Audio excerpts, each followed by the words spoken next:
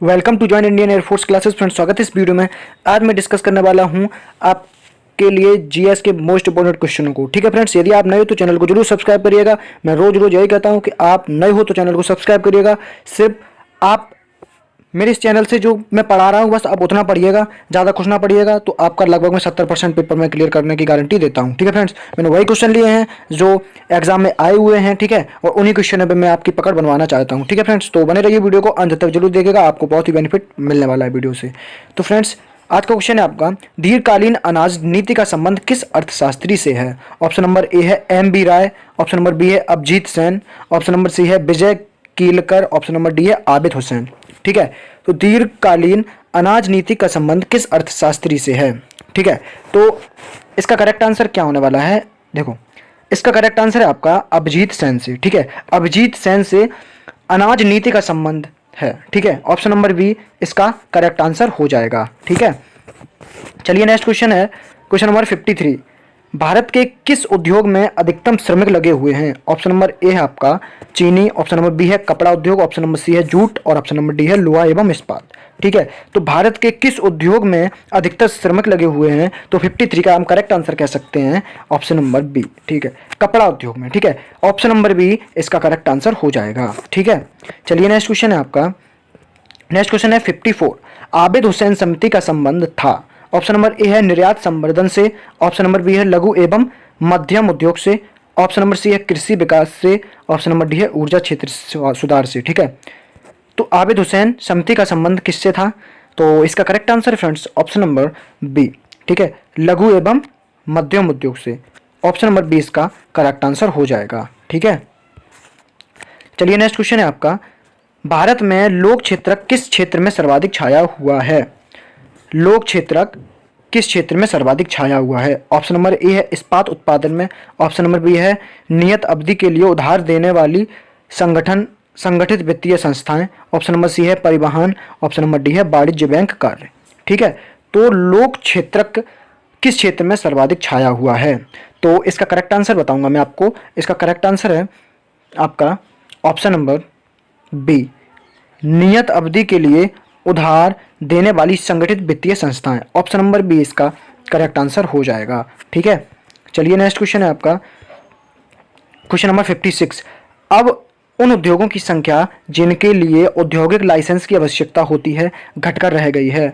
Option number A है 5, option number B है 6, option number C है 35, ऑप्शन नंबर डी है 20। ठीक है, तो उन उद्योगों की संख्या बतानी है आपको जिनके लिए औद्योगिक लाइसेंस की आवश्यकता होती है घटकर रह गई है। तो फ्रेंड्स, आपको राइट आंसर है इस क्वेश्चन का वो है 5। ठीक है, 5 औद्योगिक रह गए हैं जिनके लिए लाइसेंस की आवश्यकता होती है। ठीक है, चलिए नेक्स्ट क्वेश्चन, नेक्स्ट क्वेश्चन है आपका, निम्नलिखित में से कौन से स्थान पर कागज विनिर्माण उद्योग के लिए प्रसिद्ध है? कौन सा स्थान जो है वो कागज विनिर्माण उद्योग के लिए प्रसिद्ध है, आपको बताना है।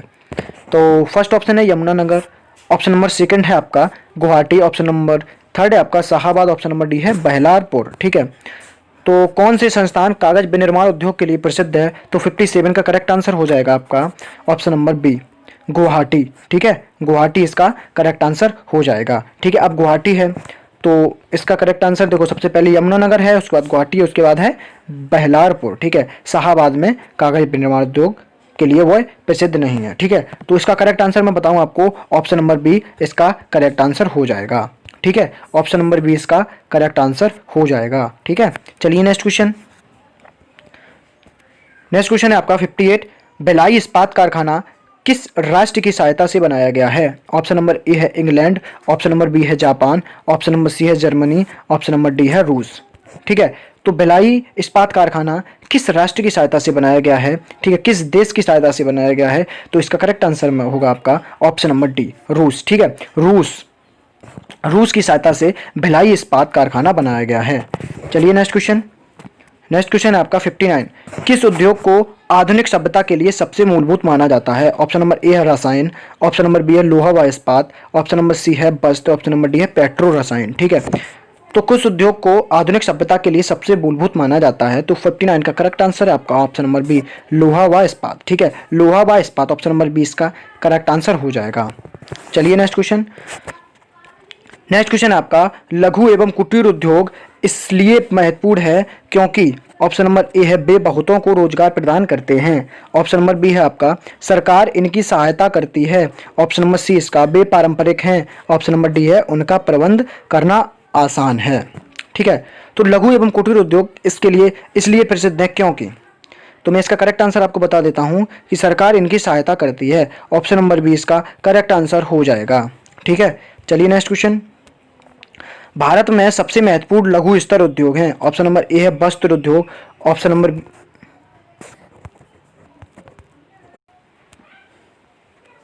भारत में सबसे महत्वपूर्ण लघु स्तर उद्योग हैं। ऑप्शन नंबर ए है वस्त्र उद्योग। ऑप्शन नंबर बी है कागज उद्योग। ऑप्शन नंबर सी है हथकरघा उद्योग। ऑप्शन नंबर डी है जूट उद्योग। ठीक है, तो भारत में सबसे महत्वपूर्ण लघु स्तर उद्योग हैं, तो मैं इसका करेक्ट आंसर बता देता हूं आपको। इसका correct answer option number D jute उद्योग। ठीक है, जूट उद्योग, ऑप्शन नंबर डी इसका करेक्ट आंसर हो जाएगा। ठीक है, चलिए नेक्स्ट क्वेश्चन है आपका, विश्व का 1/3 से अधिक कच्चा इस्पात का उत्पादन प्राप्त होता है। ऑप्शन नंबर ए है चीन से। ऑप्शन नंबर बी है जापान से। ऑप्शन नंबर सी है रूस से। ऑप्शन नंबर डी है यूएसए से। ठीक है, तो विश्व का 1/3 से अधिक कच्चा इस्पात का उत्पादन प्राप्त होता है, तो 62 का करेक्ट आंसर हो जाएगा आपका रूस से। ठीक है, रूस से, ऑप्शन नंबर ए इसका करेक्ट आंसर हो जाएगा। चलिए नेक्स्ट क्वेश्चन है आपका, उदारीकरण, निजीकरण और भूमंडलीकरण की नई आर्थिक नीति घोषित की गई है। ऑप्शन नंबर ए है राजीव गांधी द्वारा। ऑप्शन नंबर बी है विश्वनाथ प्रताप सिंह द्वारा। ऑप्शन नंबर सी है नरसिम्हा राव द्वारा। ऑप्शन नंबर डी है अटल बिहारी वाजपेयी द्वारा। ठीक है, तो इसका करेक्ट आंसर मैं बता दूं आपको, इसका करेक्ट आंसर है आपका option number C Narasimha Rao द्वारा। ठीक है, ऑप्शन नंबर सी इसका करेक्ट आंसर हो जाएगा। चलिए नेक्स्ट क्वेश्चन, नेक्स्ट क्वेश्चन है आपका, निम्नलिखित सार्वजनिक क्षेत्र के उपक्रमों में से किस एक में सरकार की 100% प्रतिशत शेयर पूंजी है। ऑप्शन नंबर ए है BSNL। ऑप्शन नंबर बी है NTPC। ऑप्शन नंबर सी है BHEL। ऑप्शन नंबर डी है भारतीय स्टेट बैंक।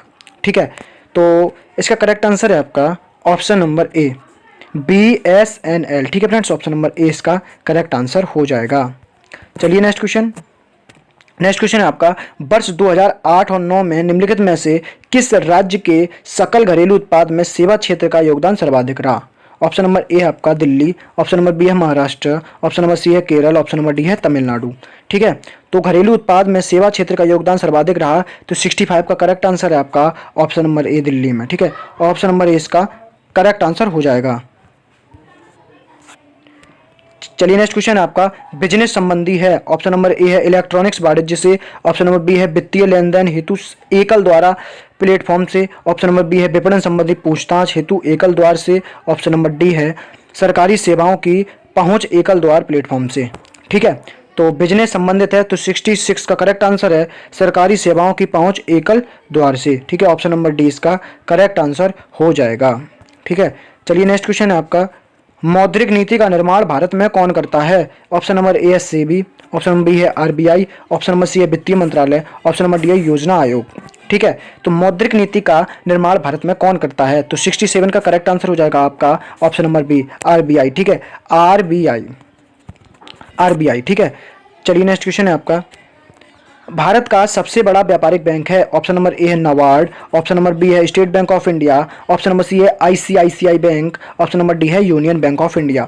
तो भारत का सबसे बड़ा व्यापारिक बैंक कौन सा है, तो 68 का मैं करेक्ट आंसर बताऊंगा भारतीय स्टेट बैंक। ठीक है, state bank of India, option number B इसका करेक्ट आंसर हो जाएगा, सबसे बड़ा व्यापारिक बैंक है। चलिए नेक्स्ट क्वेश्चन,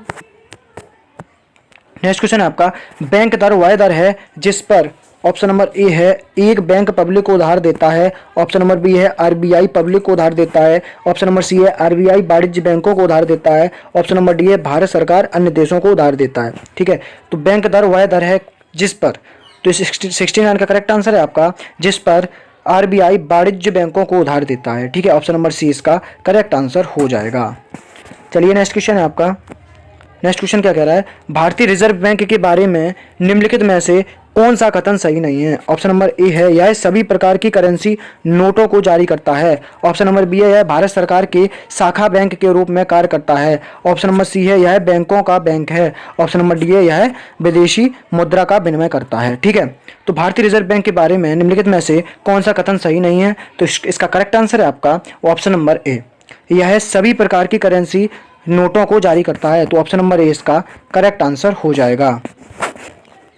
चलिए नेक्स्ट क्वेश्चन है आपका, वह कौन सा बैंक है जिसने कृषकों के पास आसानी से पहुंचने के लिए किसान क्लब बनाए?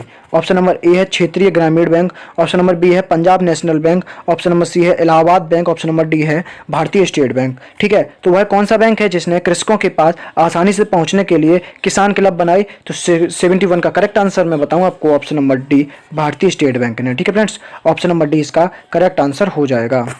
चलिए नेक्स्ट क्वेश्चन है, निम्नलिखित में से कौन एक अन्य से भिन्न है? ऑप्शन नंबर ए है यूटीआई, ऑप्शन नंबर बी है can bank financial services, option number C है state bank of India, option number D है उत्तर प्रदेश राज्य वित्त निगम। तो कौन सा सबसे भिन्न है? तो 72 का करेक्ट आंसर है आपका option number B Can Bank of Financial Service, ये सबसे अलग है। तो फ्रेंड्स आज की वीडियो में इतना ही रखते हैं। यदि आपको वीडियो पसंद आई तो लाइक जरूर करिएगा, शेयर करिएगा एक हिस्ट्री रिलेटेड ग्रुप में, और ज्वाइन इंडियन एयरफोर्स फैमिली को और स्ट्रॉन्ग बनाइएगा। इसी प्रकार मैं रोज आपके लिए मोस्ट क्वेश्चन लेते आता रहूँगा जो एग्जाम के पॉइंट ऑफ व्यू से बहुत ही मोस्ट इंपॉर्टेंट रहने वाले हैं। ठीक है फ्रेंड्स, आज के लिए इतना ही, चलते हैं। जय हिंद, जय भारत।